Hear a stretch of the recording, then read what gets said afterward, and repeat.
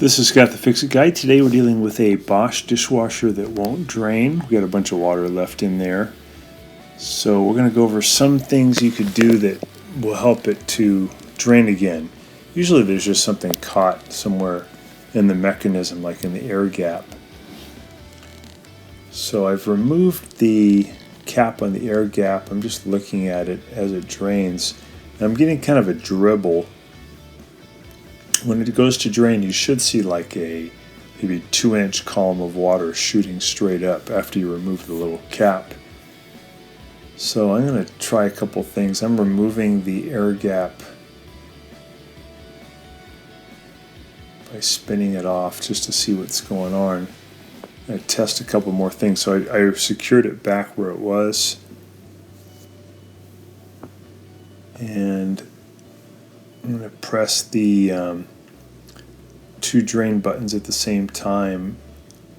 It'll show on your console which ones to press. It'll say cancel/drain.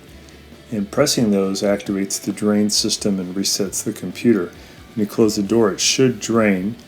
Again, this one is draining, but just not very much volume. So I got a suspicion there's something in the way. It should be up as high as where my finger is. It's just kind of dribbling out. So in the time allotted for it to drain, since it's kind of anemic, it's not draining all the water out and the dishes aren't getting very clean. Usually that means there's an obstruction. It could mean that the drain pump is starting to fail, but it's pretty rare. I'm going to drive something down, long screwdriver down into that hole to see if that helps. Maybe there's a seed or something caught in there. So still just kind of dribbling though. That looks a little bit better.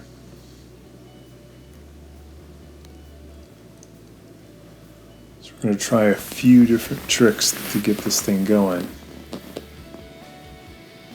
These Bosch dishwashers are really good, quiet, dependable, clean good. Sometimes they do have these drain problems though.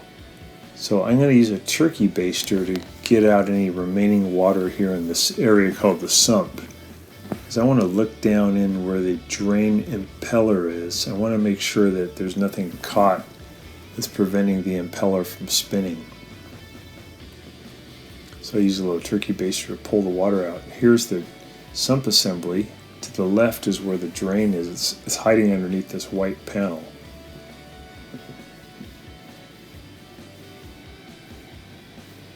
So I've already removed the screen here and the filter. I'm going to put them back in and then do a little more testing. It looks okay. Just the sump area, it looks to be free of any debris. Sometimes you'll find like some things caught in there that are just blocking the drain. I'm going to spin off the air gap and I'm going to pull it down into the cabinet and just take the drain hose off of the air gap and have the drain hose go directly into a bucket, or in this case it's just going to be a pitcher, to see what is the volume of water coming out. It should be pretty strong. So I'm disconnecting the hose from the air gap.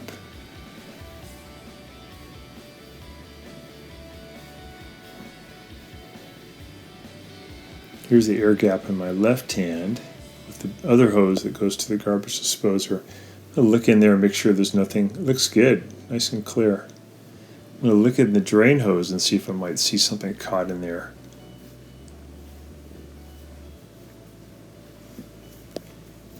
It looks good though. Nothing seems to be obviously caught in there. I'm going to put it in this little pitcher and then I'll press the drain cancel command on the dishwasher and just see how the volume of water is coming out into the pitcher. It should be pretty strong. It should look like kind of like a garden hose when you turn it on.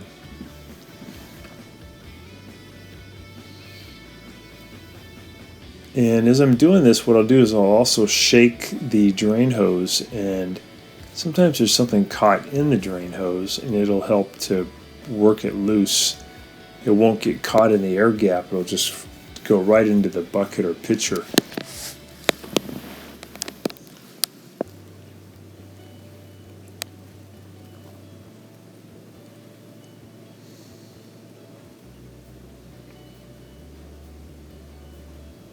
There we go. So it's pretty good volume of water coming out.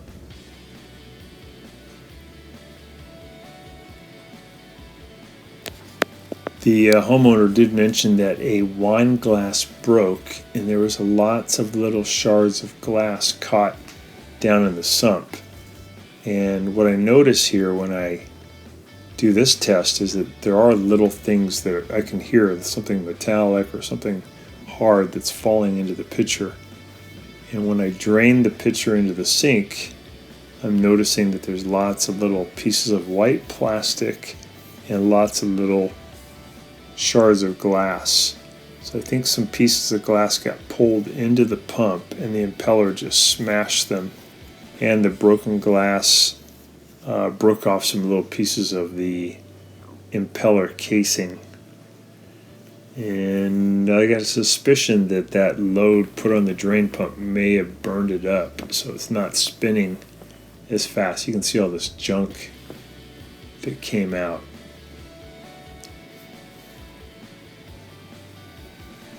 So sometimes you just have stuff caught in there, and when you get the junk out, then your Bosch dishwasher drains great. This one, after all the cleaning and getting all the junk out, still didn't drain as fast as I'd like it to. At the end of the drain cycle, there should be about a cup of water left in the sump, and I had about 2 cups of water. So I think in this case that the drain motor may be damaged or weak from shredding all the glass. So I'm going to be replacing the drain motor, but many times you don't. It's very, very seldom in all the Bosch dishwashers that I've repaired do I ever need to replace the drain pump. It's either a really old machine or it's an unusual case like this where the pump got overloaded doing something it's not supposed to, which is trying to smash into the little shards of glass. Can put too much strain on the pump. But this technique of draining into a bucket or a pitcher and shaking the drain tube is really good for just working loose any junk that might be caught in the drain mechanism. So now we're going to dig a little deeper into the drain system, removing the filter, and use a Torx 15 driver to remove one little screw that covers the impeller of the drain. And lift off that cover, and then I'll have access to the impeller. Use my turkey baster to try to get all that water out, and that'll just give me a better look at what's going on. Sometimes when glass gets pulled in over to the right in the sump, you have the inlet for the circulation pump, and sometimes glass will get pulled into the circulation pump impeller. And you can just pull off that little dark gray cover to the right and reach in there with your fingers and grab that shard of glass, carefully grab it, and then you'll have your circulation pump working again. So I got all the water out. I'm just going to look in there and see how that drain impeller looks, make sure none of the paddles broke off. So it looks good. You want to be able to either spin it with a screwdriver or with your fingers, and you want to feel that it can move freely. It'll feel a little funny, like it's under spring tension or some kind of magnetic force, and that's actually normal. That's not bad, but it should be able to pretty easily move. I'm going to also lift up on this little rubber one-way valve with my needle nose pliers and pull this thing out to take a look at it. Make sure there's nothing caught in this part of it. Here's the little one-way valve.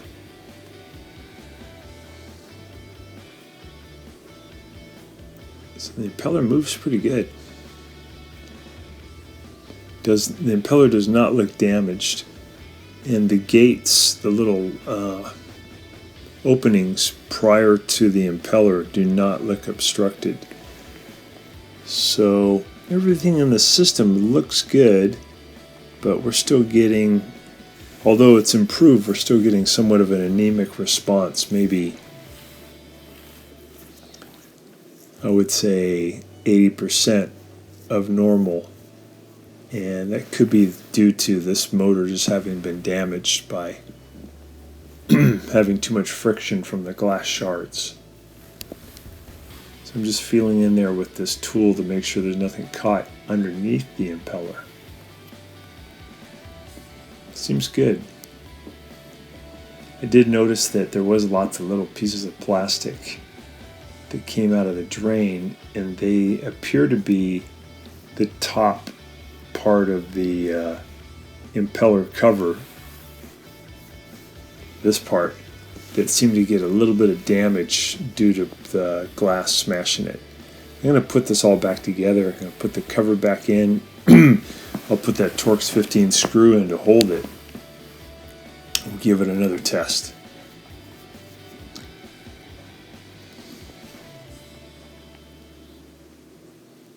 That cover has to be in place. If you try to run the drain without it, it can't develop the pressure it needs to. The cover does seem to be intact. It just seems that a little bit of its surface has been worn away. Put the filter back in.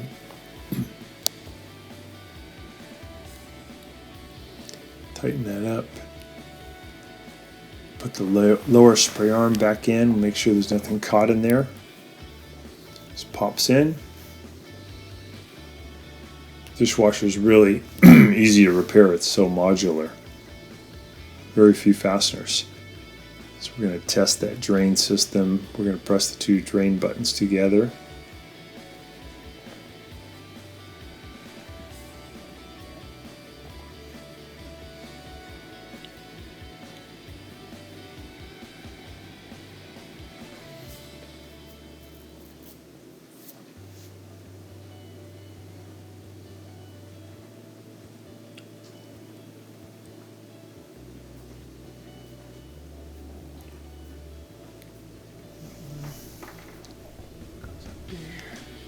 And all looks good. So we got the air gap assembly put back together. I'm going to reach up and push that back into the sinkhole here, and I'll feel in with my finger so I can index where that air gap is. That helps me to guide it up into the cabinet. And once I got it, I'll push it up in there, and then I'll tighten. Put the gasket back on, tighten the flange that holds it. Put the cap back on. There we go. And that's it. And there was definitely an improvement, but still probably only 80% of the efficiency that it should have. So in this case, I will be replacing the drain motor, but I think in my experience that's pretty rare. Usually it's a good amount of water. You don't need to. Usually it's just some food or a seed that's obstructing the water flow. So these procedures should get you back where your dishwasher is running again, and pretty easy to do. Don't need many tools. Just need to have the know-how by watching these videos. Gives you the so we had a procedure. Of water and got rid of it all. So we are getting most of the water out, but there's still just a little bit left. So thanks so much for watching this video. Hope it helps you, and please subscribe when you get a chance. Thanks again.